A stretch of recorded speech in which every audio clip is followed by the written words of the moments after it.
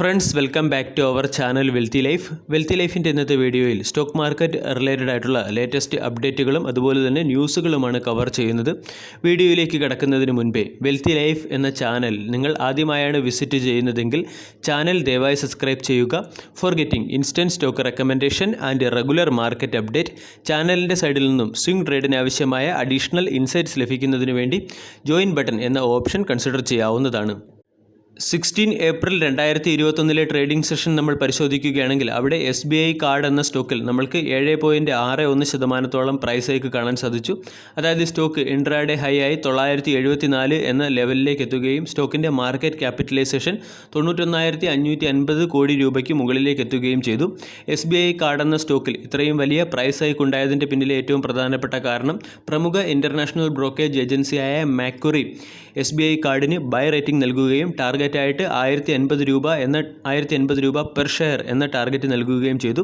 ഈ ടാർഗറ്റ് നൽകാനുള്ള ഏറ്റവും പ്രധാനപ്പെട്ട കാരണം സിറ്റി ബാങ്ക് അല്ലെങ്കിൽ സിറ്റി ഗ്രൂപ്പ് ബാങ്കിംഗ് സർവീസുകൾ ഇന്ത്യയിലെ റീറ്റെയിൽ ഓപ്പറേഷൻ അവസാനിപ്പിച്ച സ്ഥിതിക്ക് ഈ കമ്പനിയുടെ ഒരു മെജോറിറ്റി ബെനിഫിഷ്യറീസ് അല്ലെങ്കിൽ ഈ കമ്പനിയുടെ ഒരു മെജോറിറ്റി കസ്റ്റമേഴ്സ് SBI കാർഡിലേക്ക് മാറാനുള്ള ഒരു പോസിബിലിറ്റിയാണ് കാണുന്നത്.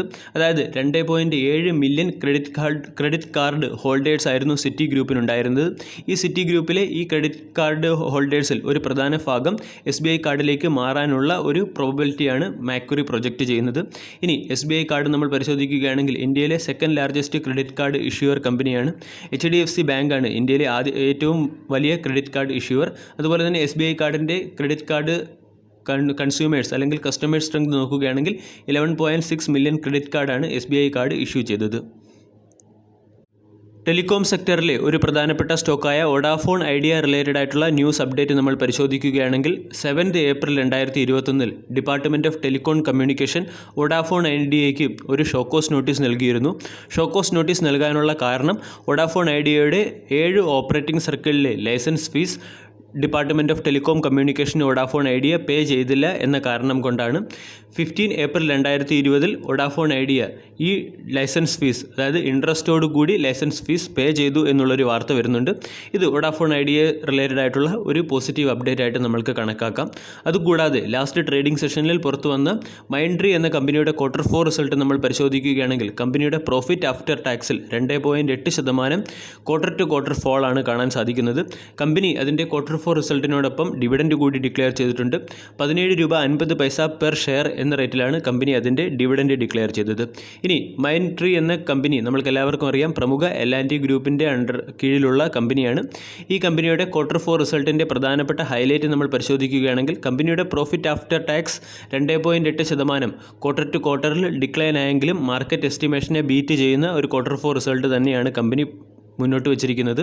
അതായത് മാർക്കറ്റ് എക്സ്പെക്റ്റേഷൻ നമ്മൾ നോക്കുകയാണെങ്കിൽ കമ്പനിയുടെ പ്രോഫിറ്റ് ആഫ്റ്റർ ടാക്സ് 310 കോടിയായിരുന്നു.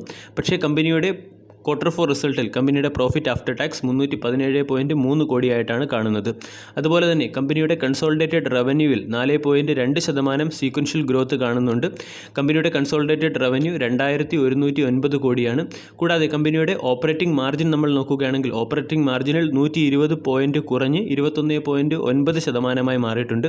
കമ്പനിയുടെ ഓപ്പറേറ്റിംഗ് പ്രോഫിറ്റ് നോക്കുകയാണെങ്കിൽ ക്വാർട്ടറിൽ 1.1% ഡിക്ലൈനോടുകൂടി 462 കോടിയായി മാറിയിട്ടുണ്ട്.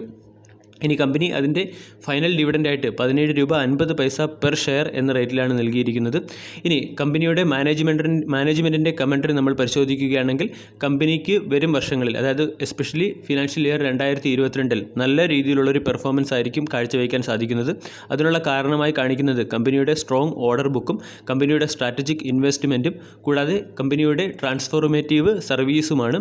കമ്പനിയുടെ എബിറ്റ നമ്മൾ പരിശോധിക്കുകയാണെങ്കിൽ വരും സമയങ്ങളിലും 20% മുകളിൽ എബിറ്റ കമ്പനിക്ക് കീപ്പ് ചെയ്യാൻ കഴിയുമെന്നാണ് മാനേജ്മെൻറ്റിൻ്റെ കമൻട്രിയിൽ കാണാൻ സാധിക്കുന്നത്. 16 ഏപ്രിൽ 2021 ട്രേഡിംഗ് സെഷനിൽ ഏകദേശം 7.5% പ്രൈസ് ഹൈക്ക് കാണിച്ച ഒരു സ്റ്റോക്കാണ് പ്രജ് ഇൻഡസ്ട്രീസ്. സ്റ്റോക്കിൻ്റെ ഇൻട്രാഡേ മൂവ്മെൻറ്റ് നോക്കുകയാണെങ്കിൽ സ്റ്റോക്ക് 226 രൂപ 90 പൈസ എന്ന ലെവലിലേക്ക് ഇൻട്രാഡേ ഹൈയിലേക്ക് എത്തിയിരുന്നു. സ്റ്റോക്കിൻ്റെ കഴിഞ്ഞ 3 ദിവസത്തെ പെർഫോമൻസ് നമ്മൾ മോണിറ്റർ ചെയ്യുകയാണെങ്കിൽ ഈ സ്റ്റോക്ക് 18% റിട്ടേൺ ആണ് തന്നത്. സ്റ്റോക്കിൽ ഇത്രയും വലിയ ഒരു പ്രൈസ് ഹൈക്ക് ഉണ്ടായതിൻ്റെ പിന്നിലെ ഏറ്റവും പ്രധാനപ്പെട്ട കാരണം Karnataka based Godavari refineries limited എന്ന കമ്പനി ഇന്ത്യയിലെ ഏറ്റവും വലിയ സിറപ്പ് ബേസ്ഡ് എത്തനോൾ പ്ലാന്റ് നിർമ്മിക്കുന്നതിനുള്ള ഓർഡർ പ്രജ് ഇൻഡസ്ട്രീസിന് നൽകി കഴിഞ്ഞു എന്നുള്ളതാണ്. അതായത് ഇന്ത്യ ഗവൺമെൻറ്റിൻ്റെ ബയോഫ്യൂവൽ പോളിസിക്ക് അനുസരിച്ച് GBL അതായത് ഗോദാവരി ബയോ റിഫൈനറീസ് ലിമിറ്റഡ് എന്ന കമ്പനി അതിൻ്റെ എത്തനോൾ പ്രൊഡക്ഷൻ കപ്പാസിറ്റി വർദ്ധിപ്പിക്കാൻ തീരുമാനിച്ചിട്ടുണ്ട്.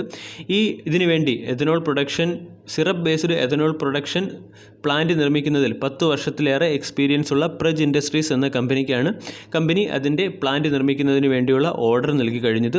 ഇതുകൊണ്ടാണ് പ്രജ് ഇൻഡസ്ട്രീസ് എന്ന സ്റ്റോക്കിൽ നമ്മൾക്ക് ഇത്രയും വലിയ പ്രൈസ് ഹൈക്ക് കാണാൻ സാധിച്ചത്. റൈറ്റ്സ് എന്ന സ്റ്റോക്ക് റിലേറ്റഡ് ആയിട്ടുള്ള അപ്ഡേറ്റ് നമ്മൾ പരിശോധിക്കുകയാണെങ്കിൽ ബംഗ്ലാദേശ് റെയിൽവേയുടെ dual gauge railway line construction പ്രോജക്റ്റിൽ റൈറ്റ്സ് എന്ന കമ്പനി ലീഡ് ചെയ്യുന്ന കൺസോർഷ്യം എമർജിംഗ് ലോവസ്റ്റ് ബിഡറായി മാറിയിട്ടുണ്ട്. ഇതിൻ്റെ ഇമ്പാക്റ്റ് വരും ദിവസങ്ങളിൽ നമ്മൾക്ക് റൈറ്റ്സ് എന്ന സ്റ്റോക്കിൽ പ്രതീക്ഷിക്കാം. അതായത് ഏകദേശം 80 കിലോമീറ്റർ നീളമുള്ള ഒരു ഡ്യുവൽ ഗേജ് റെയിൽവേ ലൈനിൻ്റെ കൺസ്ട്രക്ഷനാണ് ബംഗ്ലാദേശിൽ നിന്നും ഈ കമ്പനിക്ക് ലഭിച്ചത്. കൺസ്ട്രക്ഷൻ പ്രോജക്റ്റാണ് ബംഗ്ലാദേശിൽ നിന്നും ഈ കമ്പനിക്ക് ലഭിച്ചത്. ഇനി റൈറ്റ്സ് ഒരു ഷെഡ്യൂൾഡ് A കാറ്റഗറിയിൽ വരുന്ന എഞ്ചിനീയറിംഗ് സെക്ടറിലെയും അതുപോലെ തന്നെ ട്രാൻസ്പോർട്ട് കൺസൾട്ടൻസിയിലെയും ഒരു പബ്ലിക് സെക്ടർ കമ്പനിയാണ്. ഈ കമ്പനിയിലുള്ള ഗവൺമെൻറ്റിൻ്റെ സ്റ്റേക്ക് ഹോൾഡിംഗ് നോക്കുകയാണെങ്കിൽ 72% സ്റ്റേക്ക് ഹോൾഡിംഗ് ആണ് ഈ കമ്പനിയിൽ ഗവൺമെൻറ്റിനുള്ളത്. കൊമേഴ്സ്യൽ വെഹിക്കിൾ മാനുഫാക്ചറിംഗ് സെക്ടറിലെ ഒരു പ്രമുഖ കമ്പനിയായ അശോക് ലൈലാൻഡും അശോക് ലൈലാൻഡിൻ്റെ ഒരു ഫുള്ളി ഓൺഡ് സബ്സിഡറി കമ്പനിയായ ഹിന്ദുജ ലൈലാൻഡ് ഫിനാൻസ് ലിമിറ്റഡ് എന്ന കമ്പനിയും ചേർന്ന് ഗ്രോ ഡിജിറ്റൽ പ്ലാറ്റ്ഫോം ലിമിറ്റഡ് എന്ന പേരിൽ ഒരു കമ്പനി ഇൻകോർപ്പറേറ്റ് ചെയ്തിട്ടുണ്ട്.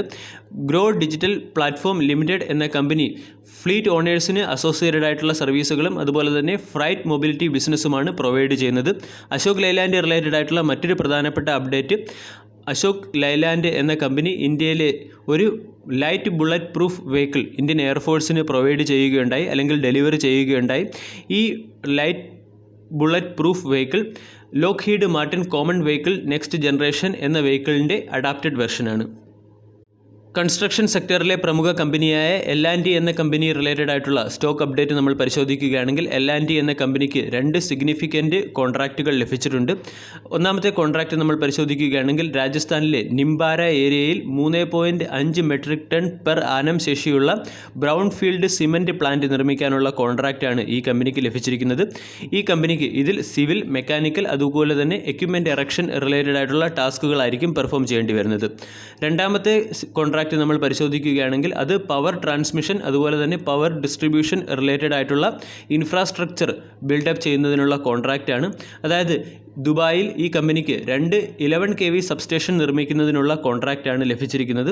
അതായത് L&T എന്ന കമ്പനി കൺസ്ട്രക്ഷൻ മെക്കാനിക്കൽ അതുപോലെ തന്നെ സിവിൽ കൺസ്ട്രക്ഷനിൽ നിന്നും പവർ ട്രാൻസ്മിഷൻ അതുപോലെ തന്നെ പവർ ഡിസ്ട്രിബ്യൂഷൻ ഇൻഫ്രാസ്ട്രക്ചർ റിലേറ്റഡ് ആയിട്ടുള്ള കൺസ്ട്രക്ഷൻ പ്രോജക്റ്റുകൾ കൂടി ലഭിച്ചിട്ടുണ്ട്. ഇതും ഈ കമ്പനിയെ സംബന്ധിച്ചിടത്തോളം വളരെ പോസിറ്റീവായിട്ടുള്ള ഒരു അപ്ഡേറ്റ് ആണ്. വീഡിയോ എല്ലാവർക്കും ഇഷ്ടമായി എന്ന് വിശ്വസിക്കുന്നു. താങ്ക്